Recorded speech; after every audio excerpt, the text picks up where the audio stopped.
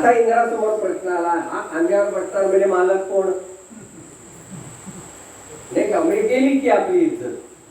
तो म्हणाला मी असं करतो, मी बैलाचं रूप घेतो, तू माझ्या पाठीवर बस, म्हणजे तुझंही समाधान, पण लोकांना कळणार नाही इंद्राच्या पाठीवर बसलाय, त्याला बैलच दिसेल. तो म्हणाला हरकत नाही, तसं कर. इंद्राने बैलाचं रूप घेतलं आणि मग बैलाचा जो वशिंडाचा भाग असतो ना उंचवट्याचा, त्याच्यावरती हा राजा बसला आणि तिथून लढाई करून त्याने इंद्राला विजय मिळवून दिला. त्याला म्हणतात ककुद. असा जो उंचवट्याचा भाग आहे त्याला म्हणतात ककुद. त्या ककुदावर बसलेला म्हणून त्या राजाचं नाव बदललं आणि ते झालं ककुत्स्थ. ककुत्स्थ. आणि ककुत्स्थाच्या कुळात आलेल्या रामांना नाव पडलं काकुत्स्थ. आहे का रामरक्षेत? आहे का? कुठे आहे सांगा? काकुत्स्थ पुरुषा पूर्ण इथेच आहे ते काकुत्स्थ. म्हणजे त्यांच्या पूर्वजांची आठवण आहे, असे त्याचे पूर्वज आहेत रामांचे. रामांच्या प्रत्येक सद्गुणाचा उल्लेख आहे. भुजो भग्नेश कार्मकः, माझ्या भुजांचं रक्षण कोण करू दे? ज्याने कार्मक म्हणजे धनुष्य ते तोडलं ते राम. आता धनुष्य तोडलं म्हणजे काय केलं? तर त्या धनुष्याला रामप्रभू प्रत्यंच्या लावायला गेले. आता आपण वाचतो म्हणजे काय, तर लक्षात घ्या की कधीही असं होत नाही की धनुष्याला कायम दोरी लावून ठेवली आहे. कारण तो सारखा असं ताणून ठेवलं तर त्या धनुष्याचा हे निघून जाईल, ताकद जोर निघून जाईल. आणि म्हणून जेव्हा लढाईची वेळ येईल तेव्हाच ती प्रत्यंच्या लावली जाते, तेव्हाच ते धनुष्य सज्ज केलं जातं, अन्यथा नाही. म्हणून ज्याने धनुष्य सज्ज केलंय त्या रामांचं वर्णन करताना आपण रामरक्षेमध्ये आत्तसज्ज धनुष्या असं म्हणतो की त्याने धनुष्य सज्ज केले आहे, कायम सज्ज ठेवले आहे असं नाही. त्या स्वयंवराच्या वेळेला त्यांना धनुष्य म्हणजे ती प्रत्यंच्या लावायला सांगितली होती. कारण तो ताण जेवढा आवश्यक ताण आहे तो देऊन प्रत्यंच्या लावता आली तर तो करा. समजा की एखादा म्हणाला मी छान तबला वाजवतो आणि त्याला जर आपण समजा तबला दिला आणि सांगितलं हा हे काळी दोनला सेट कर, ते जमत नाही मला, मी वाजवेन, हे लावणं मला जमत. तू काय शिकलास? बेसिक आहे ना की त्याला तबला कुठल्या स्वराचा आहे जर कळत नसेल, लावता येत नसेल, उतरलाय का चढलाय ते कळत नसेल तर तो काय करेल? नाही का? तसंच इथे आहे की मी धनुष्य चालवेल, मला दोरी लावून द्या, मग काय तुला येते?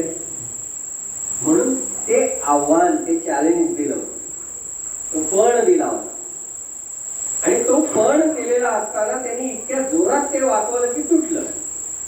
म्हणजे इथे ताकद काय असेल? मग ते नुसतं म्हणायचं नाही, आपल्या पण भुजात अशी ताकद आली पाहिजे, हो की नाही? आपण काय भुजबळ नव्हे, आपण आपल्या भुजात बळ आणायचंय, ओके? ते ताकद इथे आली पाहिजे, आली तर ते करा. म्हणजे नुसती रामरक्षा म्हणून चालणार नाही. मग त्याला जोड कोणाची द्यायची? मारुतीरायांची.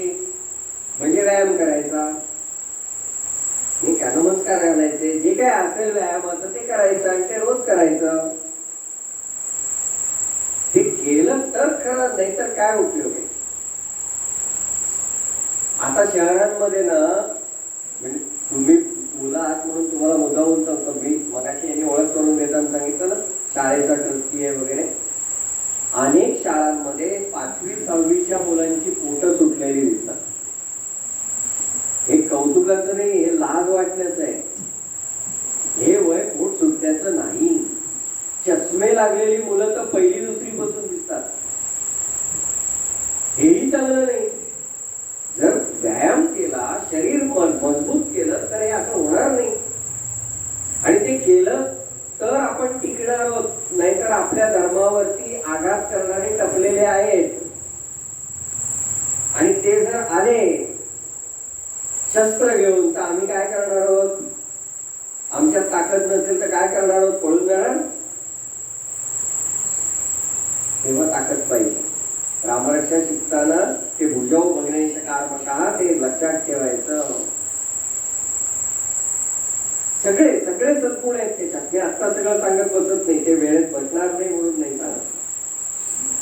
रामरक्षेमध्ये अनेक छान वेगवेगळ्या संदर्भाने कमळ हा शब्द येतो. मग तो शोधायचा.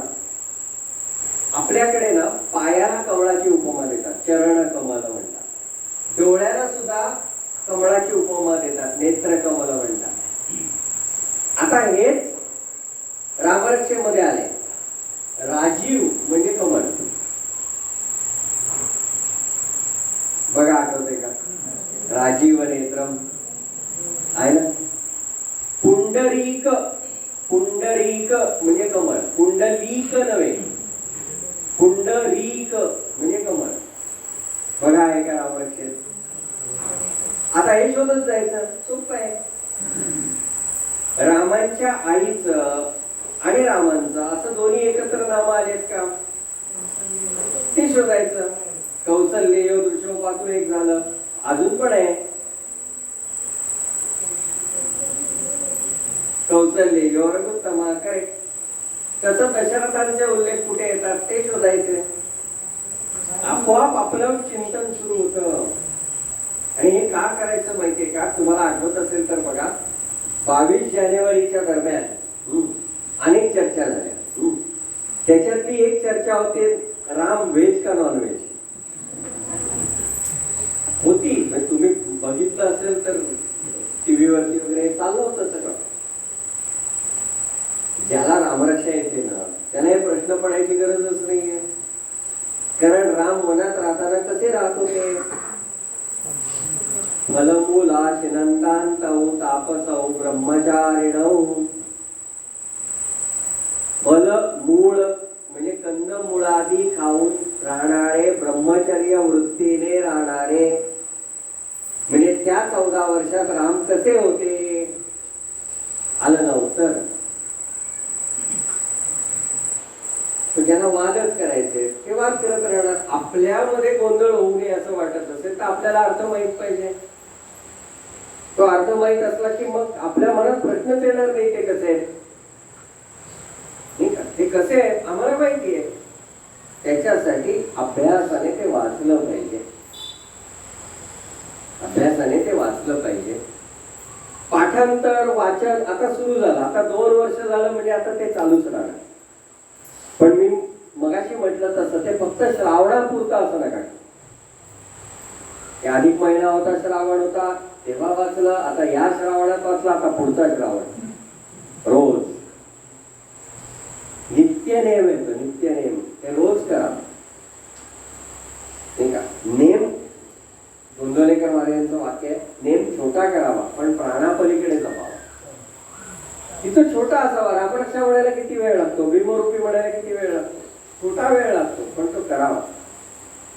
आणि परमार्थाच्या दृष्टीने मी तुम्हाला सांगतो की जेव्हा आपण हे सगळं साधन करायला लागतो, रोज करायला लागतो ना, तेव्हा जशी आपल्याला सवय होते ना तशी त्यांना पण सवय होते.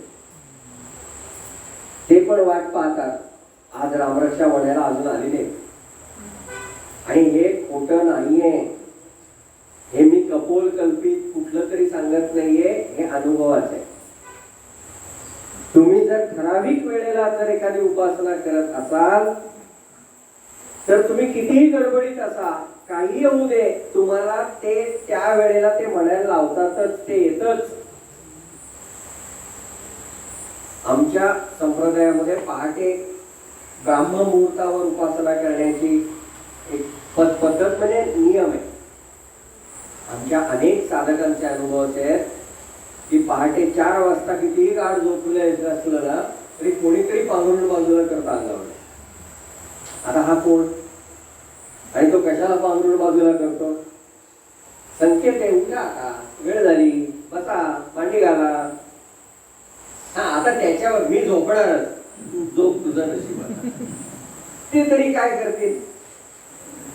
पण देवांना सवय होते, लक्षात ठेवा. आणि नुसती सवय होत नाही समर्थ रामदास स्वामींनी मनाच्या श्लोकात सांगितलंय, ऋणी देव हा भक्ती भावे जयाचा. देव त्या भक्तीने आपला ऋणी होतो. ऋणी होतो याचा अर्थ प्रापंचिक जर काही खरंच अडचण आली तर सांभाळायला उभे राहतात, ते सांभाळतात, ते पुढे नेतात. आणि लक्षात घ्या, छोटे छोटे संकल्प असतात, पण त्या छोट्या संकल्पाने मोठी कामं सिद्धीला जातात. दिसायला एवढासा दिसतो संकल्प किरकोळ, पण तो सातत्याने केला ना तर त्याचा होणारा प्रभाव फार मोठा असतो. 22 जानेवारीच्या त्या प्रतिष्ठापनेच्या कार्यक्रमाला जेव्हा मी अयोध्येत गेलो तेव्हा अनेक लोकांची गप्पा मारण्याची संधी मिळाली. त्या कार्यक्रमाच्या याने तिथे एक माणूस भेटला मला. त्याच्याकडे एक मोठं पोतं होतं आणि पोत्यामध्ये काहीतरी जड होतं. तो बिचारा डोक्यावर घेऊन, मी त्याला म्हटलं की इतने भीड़ में ये आप क्या लेके आए हो? काय सांगावं त्याने. 6 डिसेंबरला ज्या वेळेला तो ढाचा पडला त्यावेळेला मी संकल्प केला की जोपर्यंत राम जन्मभूमीवर रामलल्लांचं मंदिर उभं राहून प्रतिष्ठापना होत नाही तोपर्यंत रोज 108 वेळा श्रीराम जयराम जय जयराम लिहिल. आणि 1992 पासून 2022 पर्यंत लिहिलेल्या सगळ्या वया आत्ता सुद्धा माझ्या अंगावर टाकल्या की तो घेऊन आला होता देवांना अर्पण करायला. केवळ असं नाहीये, लक्षात घ्या की सरकार अनुकूल आलं म्हणून काम झालं. असे जे सेवा करणारे, उपासना करणारे आहेत ना, त्यांची ताकद त्याच्या मागे उभी आहे. आणि खरं सांगतो मी, आत्ता सुद्धा माझ्या अंगावरती काटा आहे की अशी भेटलेली लोक. एक बाई भेटली, ती बाई अनवाणी होती, सिनेमाची डायरेक्ट प्रोड्युसर होती, चित्रपट आणि मालिकांची, जैन आडनाव. आता म्हणजे बरे असणार ना पैशाविषयी. ती अनवाणी होती. तिला मी म्हटलं पायात काय नाही तुमच्या. तिने हेच सांगितलं, 92 मध्ये संकल्प केलाय, स्थापना झाल्याशिवाय चप्पल नाही घालणार, आता दर्शन घेईन आणि मग चप्पल घालेन. जेव्हा अशी छोटी छोटी माणसं सुद्धा असे संकल्प करतात ना, तेव्हा संकल्पांची शक्ती एकत्र येते आणि मग असं काहीतरी भव्य होतं. म्हणून तुम्ही केलं ते फक्त रामरक्षा म्हटली नाही, तो संकल्प आहे आणि तो संकल्प खूप मोठं काम करून जाईल. आपल्याला दिसताना काय दिसलं की आम्ही आमच्या पंचक्रोशीतल्या एवढ्या लोकांनी केला, मग आमच्या पंचक्रोशीत आम्ही एवढेच आहोत. अरे पण ज्या वेळेला आपण सगळे एकत्र आलो तेव्हा संख्या एवढी झाली. मग गावाकडे तालुका केला तर ती केवढी झाली, मग ती रत्नागिरी जिल्हा केला तर केवढी होईल. मग ती तेवढीच नाही राहत. बघा, एक थेंब आहे पाण्याचा, त्याची ताकद किती आहे. पाण्याचा एक थेंब, पावसाचा एक थेंब, त्याची ताकद किती आहे, काही नाही. आता तो थेंब समुद्रात पडला, आता ताकद किती झाली. आता त्याच्यामध्ये समुद्राची ताकद आहे. तसे आपण सगळे थेंब आहोत, पण सगळे थेंब एकत्र आलो तर समुद्र व्हायला वेळ नाही लागणार. मग त्याच्यासाठी काय करायचं. समर्थांनी सांगून ठेवलंय, उपासनेला दृढता लवावे, भूदेव संतासी सदा लवावे. उपासना ही दृढ, दृढ म्हणजे वाटेल ते होऊ दे, मी उपासना थांबवणार नाही. आणि हा निश्चय केला तर काय होतंय. छोटीशी गोष्ट सांगतो आणि थांबतो, खूप चळत नाही तुम्हाला.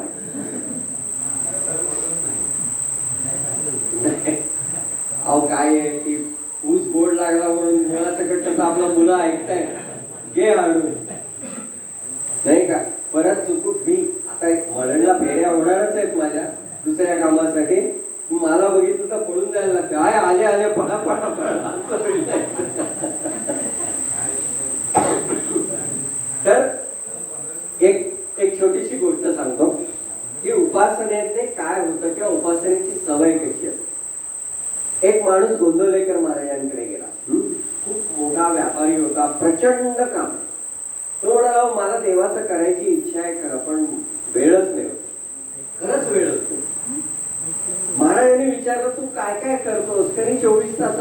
सगळा निरंतर सांगितला, प्रामाणिकपणे सांगितला, कुठं काही नाही. महाराज म्हणाले खरंच आहे बाबा, तुला वेळ होणं अवघडच दिसतंय, पण तू आंघोळीला गेलास की आंघोळ करून कपडे घालेपर्यंत काय करतोस? नाही म्हणाला, तेवढा वेळ मला काही दुसरं काम नसतं. तेव्हा मोबाईल नव्हते, तो वेळ काही एंगेज राहण्याचा काही प्रश्न नव्हता. मग म्हणाले त्यावेळेला तू विष्णू सहस्रनाम म्हणत जा. त्या माणसाने विष्णू सहस्रनाम शिकून घेतला आणि खरोखर त्याप्रमाणे तो विष्णू सहस्रनाम प्रामाणिकपणाने आंघोळीचा तांब्या डोक्यावर घेतला की विश्वम विष्णूला सुरुवात करायची. धोतर नेसेपर्यंत सर्व प्रेरणायुध ओम नमैती पूर्ण. हे त्याचं बसलं सगळं गणित. पुढे वय झालं, काही कारणाने त्याला ब्रेन स्ट्रोक आला आणि तो बेशुद्ध पडला. काही दिवस तो अनकॉन्शियस होता, बेशुद्ध होता. शेवटी घरचे कंटाळले. आता काय बरं, अशी अवस्था असते ना की कळतंय याच्यातनं पुढे काही होणार नाही, पण आशाही सुटत नाही आणि असं वाटतं की उपचार बंद करा, असं आपण कसं म्हणायचं. कदाचित मिरॅकल, काही चमत्कार घडेल, ते परत बरे होते. आपण आणि पॉझिटिव्हली विचार केलाच पाहिजे. जोपर्यंत ताकद आहे तोपर्यंत प्रयत्न केलेच पाहिजेत, आपण करत राहतो. ही अवस्था अशीच झाली, याला काही कळेना. रस्त्यावर एक वैदू चालला होता, जडीबुटी विकणारा, सर्व रोगांवरती माझ्याकडे उपचार आहेत वगैरे वगैरे सांगणारा. त्याला यांनी बोलवलं आणि दाखवलं, इतके दिवस असे असे पडले, काय करता येईल? तुम्हाला माझ्याकडे एक मुळी आहे, पाण्यात टाकायचं, पाणी उकळवायचं, कोमट करायचं आणि डोक्यावर होतायचं. म्हणून काय होईल, एक तर हे सावध होतील, नाहीतर एक तर हे नाहीतर हे, दोन पैकी एक होईल. घरचे म्हणाले काही होईल की आता आम्हाला बघवत नाही, आमची तयारी आहे दोन्ही प्रकार. ठीक आहे म्हणाले, मुळी घ्या. त्यांनी मुळी घेतली, त्यांनी सांगितल्याप्रमाणे उकळवलं, कोमट पाणी झालं आणि कोमट झाल्यावर ते त्यांच्या डोक्यावरती होतं. आता काही महिने विशुद्ध आहे. कोमट पाणी ते मुळी उकळवलेलं त्यांच्या डोक्यावर पडल्याबरोबर त्यांनी डोळे उघडण्यास सुरुवात केली. विश्वम विष्णू चटकारो भूतभव्य भवत प्रभू, आणि सर्व प्रेरणायुध म्हणून प्राण सोडला. काय होतं उपासने, कशी उपासना आजपर्यंत भिडते, पण ती सातत्याने चालवली पाहिजे, दृढतेने चालवली पाहिजे. आळस येतो नाही येत असं नाही, असं वाटतं म्हणून ते कुठे आज सुट्टी घेऊ, पण तिथेच आपण आपल्याला सावरायचं असतं. सुट्टी नाही घ्यायची. बाकीच्या कुठल्या गोष्टीला आपण सुट्टी घेतो, का जेवणाला सुट्टी, असं नाही होत. तसं इथे नाही सुट्टी घ्यायची, उपासना ही झालीच पाहिजे. विनोबा भावे आता जवळचे याच भागातले, त्या विनोबा भावेंची मुंज झाली तेव्हा त्यांच्या आईने सांगितलं, विनया एक नेम घे, काहीतरी एक नेम घे, तो झाल्याशिवाय दिवसातलं पहिलं खाणं करायचं नाही. विनोबाने विचार केला, सोप्पा काहीतरी करूया. आई चालेल, घेतला नाही. आई म्हणाली काय? आंघोळ झाल्यावर तुळशीला एक भांड पाणी घालेल. विनोबाने विचार केला, सोप्पं आहे ना, डोक्याला व्याप नाही घ्या, भांडभर पाणी घ्यायचं, होतलं की भोंगळा. आई म्हणाली हरकत नाही, तेवढा रोज करायचं. एक दिवस त्यांना काहीतरी आंघोळीला उशीर झाला. त्यांची आंघोळीपर्यंत त्यांचे दोन भाऊ मौभात खायला बसले. सकाळची वेळ, यांनाही भूक लागली होती. आंघोळ केली आणि आले. आई मला पण. आईने विचारलं, तुळशीला पाणी घालून झालं का? मौभात खातो आणि घालतो, आपलं काय ठरलंय, आधी नेम मग खाण. विनोबानी आपल्या आईशी वाद घालायचा प्रयत्न केला, पण आईने शेवटपर्यंत पहिला नेम. विनोबानी आपल्या आत्मचरित्रात असं लिहिलंय की आईने त्या दिवशी मला पाणी घालायला लावलं, मगच मौभात दिला, पण त्यामुळे मी आयुष्यात एखादी गोष्ट ठरवली आणि केली नाही असं कधीच झालं. आता याच्यातनं दोन गोष्टी, निश्चय केला तर तो सुटत नाही, एक, आणि आईने असं ठाम राहायचं असतं. पुढून सांगतो की याच्यात काय घ्यायचं नाही कळलं तर काय उपयोग. की तू नेम केलास तर तो नेम पाळलाच पाहिजे.